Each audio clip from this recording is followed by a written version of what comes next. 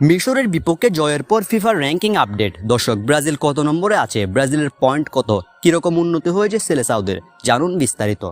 দর্শক, মিশরের বিপক্ষে প্রীতি ম্যাচে ব্রাজিল জয় পেয়েছে 2-1 গোলের ব্যবধানে। বিশ্বকাপের বাকি আর মাত্র কয়েকদিন। এর আগে নিজেদের শক্তিমত্তা যাচাইয়ের জন্য ফ্রেন্ডলি ম্যাচ খেলছে বড় বড় দলগুলো, যেখানে ব্রাজিল আজ মুখোমুখি হয়েছে শক্তিশালী মিশরের বিপক্ষে। মিশরের বিপক্ষে 2-1 গোলের জয় তুলে নিয়েছে সেলেসাওরা।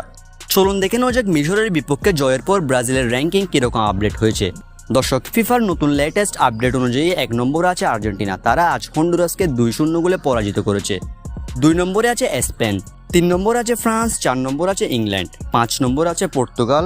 অন্যদিকে আগের মতোই 6 নম্বরে অবস্থান করছে ব্রাজিল। দর্শক, ব্রাজিলের অবস্থান পরিবর্তন হয়নি, কেননা 5 নম্বরে থাকা পর্তুগালও গত ম্যাচে জয় পেয়েছে।